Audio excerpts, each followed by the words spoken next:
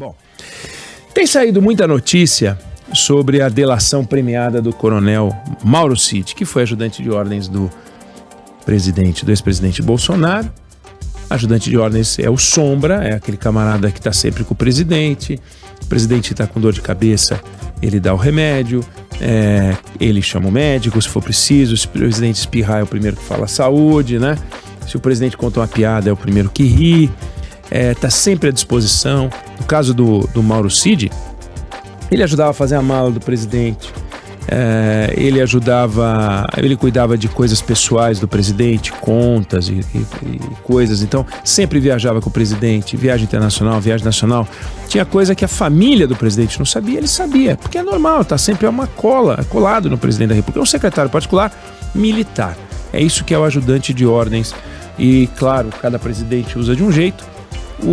O ex-presidente Bolsonaro usava o Mauro Cid muito, então o Mauro Cid tudo via, tudo ouvia, fazia as ligações para o presidente, atendia as ligações e passava para o presidente, cadastrava, registrava e cumpria todas as funções que pode cumprir um ajudante de ordens, aí depende muito do estilo de cada um. Sombra.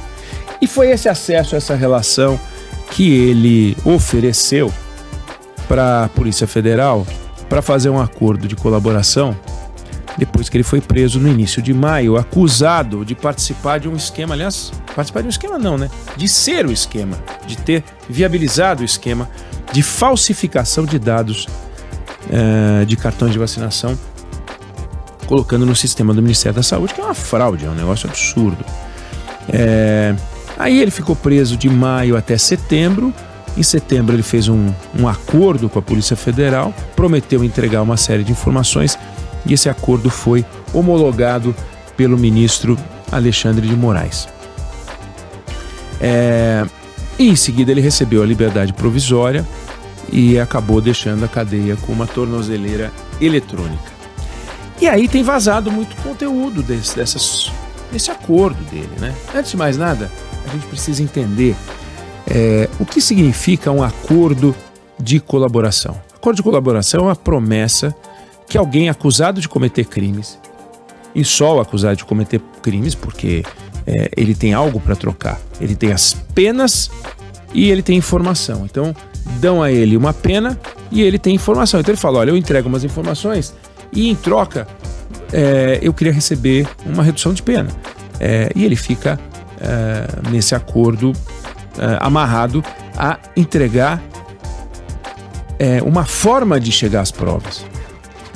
E o acordo foi homologado. Quando a gente ouve o acordo foi homologado, muita gente pode imaginar que o Alexandre de Moraes leu o conteúdo do acordo e disse gostei, não gostei, informação pertinente, informação impertinente. Não é isso que é a homologação. A homologação é formal. É como se, por exemplo, alguém desenhasse um carro e entregasse para um órgão para dizer o seguinte, isso aqui é um carro? Ele diz, olha, tem 4 rodas, tem freio, tem direção, tem. Ele não está avaliando se funciona bem, se o carro para, se o carro não para, se o pneu é bom, se o pneu é ruim, se o motor funciona ou não funciona, se tem ar-condicionado ou não. O princípio do carro está ali preservado? Tá. O princípio da colaboração, da delação premiada, tá. É legal? Cumpre as leis? Cumpre. É regular? É regular. É fruto da vontade do delator? É fruto da vontade do delator. Ele foi ameaçado de alguma forma? Não, não foi.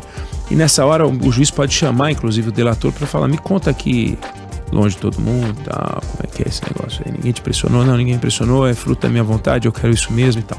Então, é isso que o juiz faz. Foi isso que o Alexandre de Moraes fez. É isso que o juiz sempre faz. De forma que a homologação não é uma chancela do Poder Judiciário ao conteúdo do que fala o delator, mas é a autorização para que a conversa, posto que regular, posto que legal, posto que fruto da vontade do delator, siga em frente.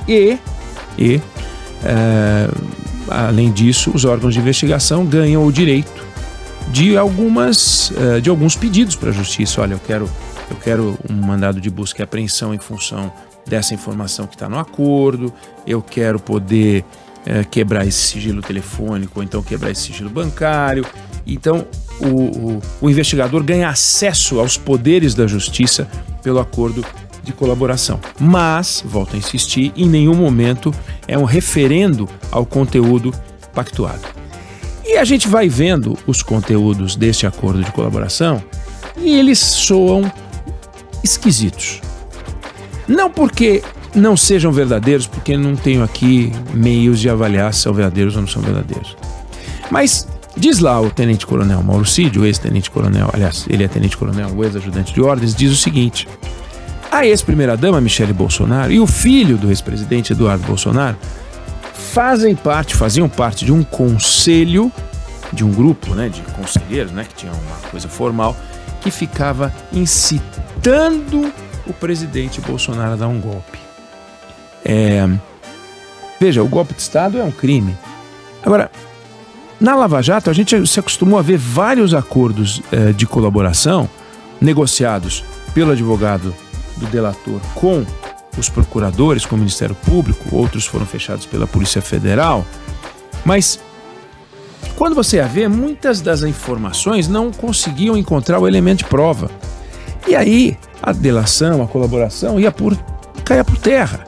Essa do Mauro Cid, como eu falei, foi fechada pela Polícia Federal. O Ministério Público não queria. Já estava achando isso meio esquisito. E tem deixado muito claro que não aposta nessa delação.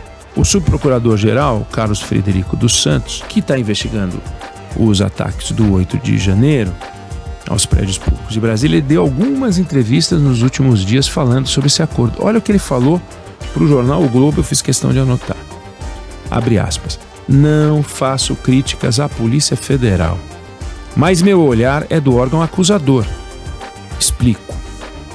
Só o Ministério Público e a Polícia Federal podem fazer acordo de colaboração, mas apenas o Ministério Público pode fazer a denúncia. Então ele diz, o meu olhar é do órgão acusador, só ele pode fazer a denúncia. Se não tiver materialidade, o Ministério Público não deve fazer a denúncia. Mas aí vem, não faço críticas à Polícia Federal nem a quem firmou o acordo, mas meu olhar é do órgão acusador. E nessa perspectiva, posso afirmar que ali há só narrativas e não há robustez para o oferecimento de denúncia. Então a gente vai lendo as notícias, acompanhando o noticiário. A mulher dele fez isso aqui, o filho dele fez, ele fez, o outro fez. E o Ministério Público, que já denunciou um monte de gente, olha e está falando, olha, desculpa, mas eu não estou vendo, só vejo narrativas, não vejo robustez para o oferecimento de denúncia. Não é o juiz, não é o advogado do Bolsonaro, que não é o advogado do Eduardo Bolsonaro, não é o advogado da Michele, é o órgão acusador, é o Ministério Público que está dizendo, olha, não enxergo. A Polícia Federal fez o acordo, o Alexandre de Moraes sancionou, o Ministério Público está em dúvida. E se essa visão do Ministério Público prosperar, o que vai ser desse caso? Ele vai virar pó. Então, até agora, o Mauro Cid está oferecendo aquilo que ele tem para oferecer. Óbvio, se ele tivesse uma coisa melhor para entregar, ele já teria passado a documentação para a Polícia Federal. E, aparentemente, o que ele tem são coisas que ele ouviu. Como eu disse, ele, como ajudante de ordens, tudo via, tudo ouvia, documentos que passavam pela mão dele. Então, tá bom, mas os documentos passaram pela mão dele, mas ele não reteve, até porque não deveria, não poderia, não seria razoável, mas o que ele ouviu está na memória dele, mas não está documentado. Ele gravou, porque se ele tivesse gravado, ele estaria agindo de má fé, né? Uma coisa meio bizarra ele gravando. Então, temos uma situação estranha. Um camarada que está preso por 2 crimes, né? Ele vai responder por pelo menos 2 crimes. O crime daquele peculato digital, que é a falsificação do banco de dados do Ministério da Saúde, também vai responder pela venda de relógios, porque é do patrimônio público, vamos ver o que vai acontecer, e ele diz que tem coisas mais graves para entregar, e até agora o Ministério Público que está ouvindo não gostou do que ouviu. Na Lava Jato isso aconteceu demais, e eu acho que a gente tem que tomar muito cuidado, razão pela qual eu trouxe isso aqui, porque a gente dá com razão e destaque o que ele diz, mas é preciso colocar em perspectiva para a gente não ficar achando que porque ele falou, as coisas são uma verdade absoluta. A verdade da justiça não basta que seja verdadeira, ela tem que ser evidenciada, tem que ser provada. É isso que interessa. Eu não sei se você concorda ou discorda, mas essa é a opinião que eu tenho sobre o assunto.